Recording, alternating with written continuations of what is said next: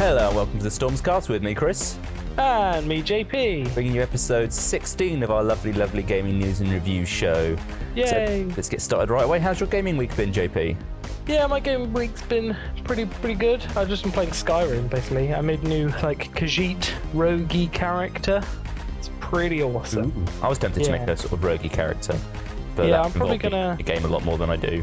Yeah, because I'm going to be restarting my Skyrim playthrough because I don't want to play Mage anymore. Because I don't think Magic's actually that good. Well, it's very powerful, but it's not really as cool as they made it out to be, I don't think. Yeah, I think the system's better, but it's not viable as a soloist. Yeah, it's not great. But, so yeah, I'm going to be restarting as like a warrior, like basic warrior-y character, you know, sword and shield and heavy armor and all that junk. Just for the ease of making videos, rather than having to do anything challenging. Because, you know, Magic looks a bit odd, and then sneaking's a bit boring for the viewer, so I figured I'd just run in heavy armor and do that. But then I'm also going to do a little walkthrough of the mods I used beforehand on my Khajiit. So if you watch our YouTube, which you definitely should, go and subscribe to Stormscast, then you'll be seeing all the mods I use, and I'm going to give you a little taster of those and credit all the amazing mod designers because they are rather brilliant. But yeah, that's pretty much it for my gaming week. What have you been doing, sir? My week has largely been playing Tribes and Call of Duty. I hit max level on Call of Duty, and now really don't know what to do with it because it's just the same thing over and over again. Still kind of fun for pissing around with, but, you know, not sort of grindy game. Played a little bit of WoW. Still haven't got my Green Drake, which is annoying as hell. Really? How many eggs now? Oh, I don't know. I'm past caring about how many. Like I just want it. Of eggs. Yeah. Wow. Oh, it's still going. I played a bit of StarCraft last night. Cool. I made a new character on WoW as well. Oh yeah. Undead Warrior. Ah. Gonna go Arms and do some crazy PvP. Arms is really fun. Jumping all around the place with Heroic Leap, which looks insanely fun. Yeah.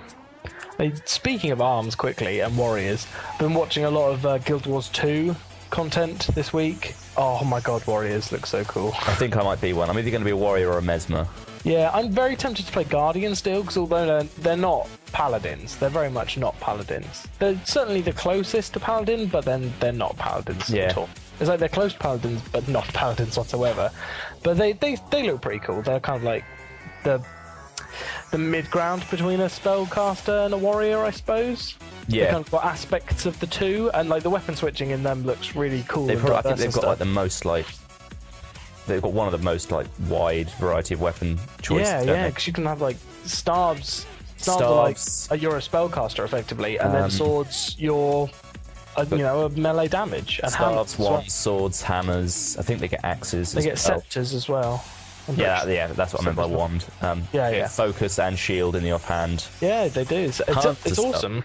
Yeah, it's really cool. So I'm quite tempted to play one of those, but then Warriors look absolutely insane. But then I know I'm going to have several characters anyway, because I'll have one that I'll want to play when neither you or Dell are online, and then one I'll play with you, and one I'll play with Dell, so... Yeah. I'm going to have, like, 3 characters minimum at the very beginning anyway, so... I'm probably going to have a, I don't know, because Warrior looks really fluid and really fun. Yeah. But it also kind of looks a bit simplistic. Like, sort of... Yeah, I can see that.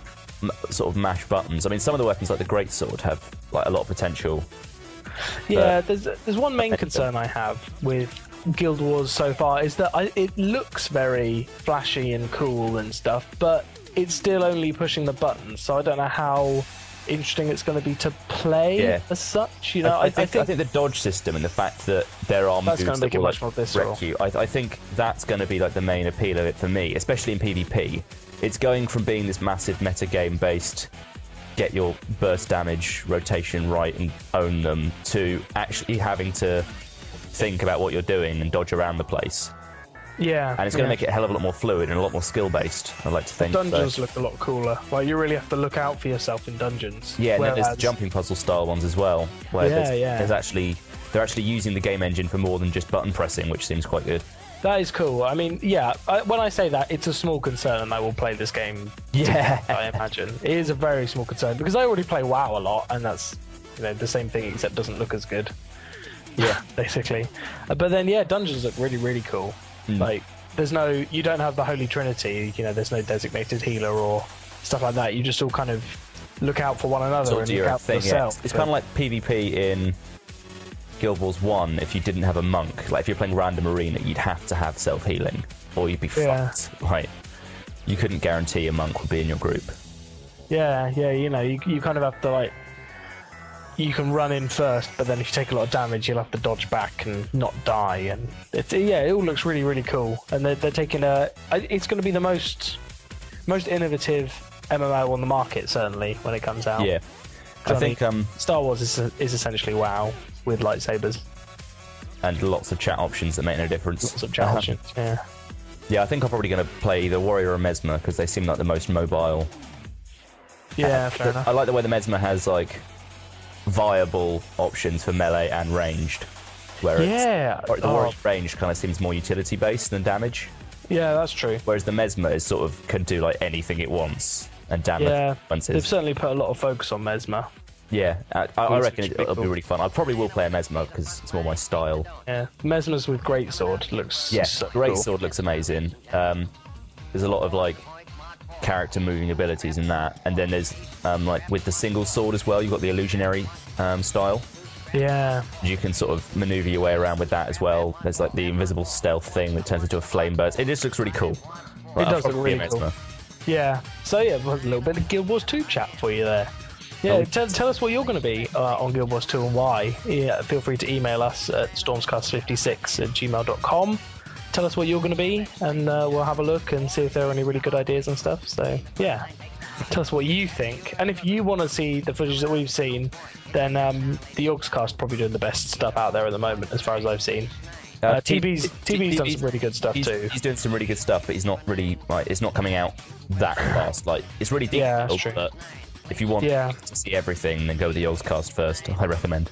Yeah, I'd say TB. Go to TB if you want like technical specifics of classes, and go to Stormscast if you want to see more kind of gameplay orientated. Really.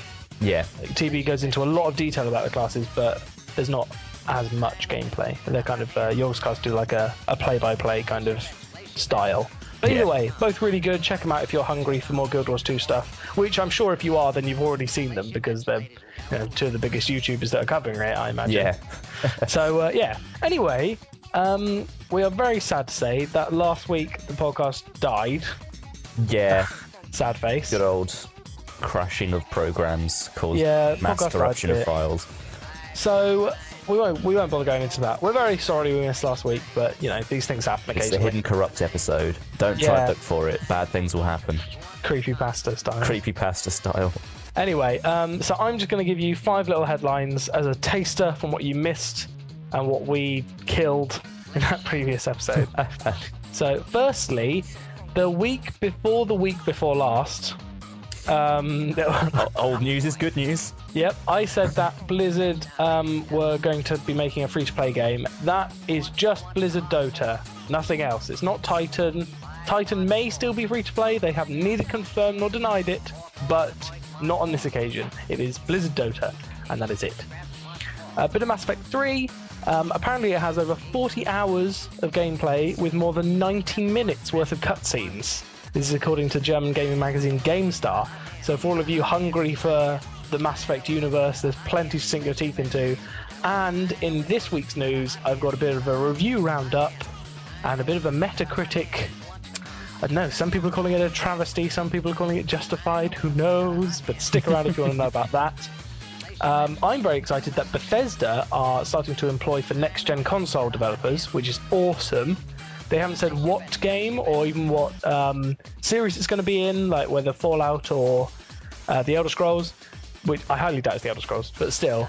And it could be anything. It could be done down the more shootery line, with they licensed Rage and Brink, one of Chris's favourite games ever. Oh, yes. Yeah, so it could be anything. Pretty exciting. Game and Game Station stores in the UK will not be selling Mass Effect 3, which you probably know by now. And also, if you pre-ordered through either of those stores, then get your money back ASAP. But if you're an Australian listening to this podcast, I don't know if we have any Australians listening, but if we do, then g'day. We no longer have any Australians listening to this podcast. they are still stocking Mass Effect 3 in the Game Station in Australia, so you can still pick them up there, don't worry about it.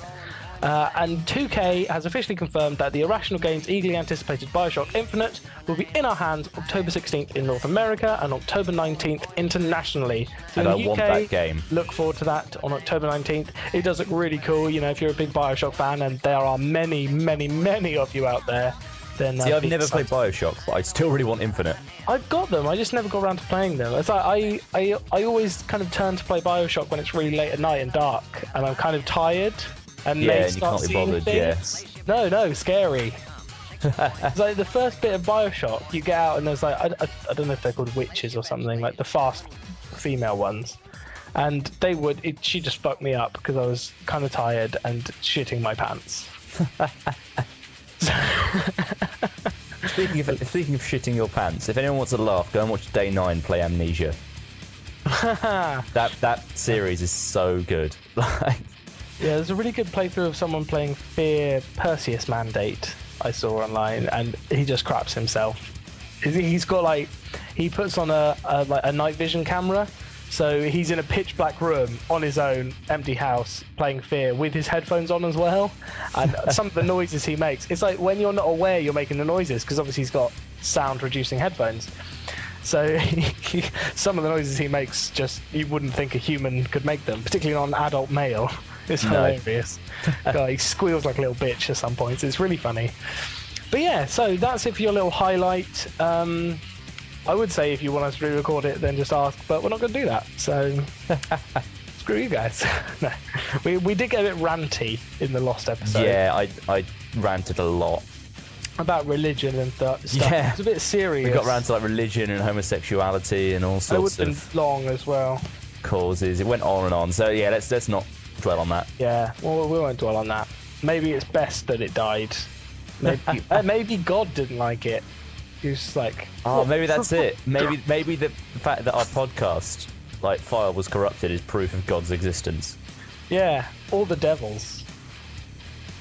Ooh. This is turning into a creepypasta story right now. This is insane. Yeah, don't turn around throughout this podcast, guys. Just saying. Someone's mum is going to just walk into their room and they're just going to crap themselves, turn around because their mum's behind them or something with a knife. What? But anyway, let's move on to this week's headlines. Something from id Software here. Doom and Rage developer id Software has responded to the spate of recent Doom 4 related rumours and alleged leaks, saying that it's not been cancelled. There were a load of rumours saying that it had and permanently shelved and all that junk. But they've said, one of the lead developers on Twitter said that when they release it, you will see awesome. That's what he said. I don't know whether that was just internet speak or whether he was completely grammatically incorrect, but he said you'll see awesome. So the face of awesome. If he capitalised awesome, it would have made more sense, but he didn't. But that's not the point. We won't dwell on that. We won't become a grammar Nazi. Anyway, more game news. Game Group's inability to stock Mass Effect 3 could cost the retailer up to £2.5 million, not dollars, pounds in lost profits, which sucks. Wow. Yeah. Carrying on with this, the game directors are reportedly considering cutting the retailer's losses and completely shutting up shop. This is only a rumour at the moment, but it has been heavily hinted at.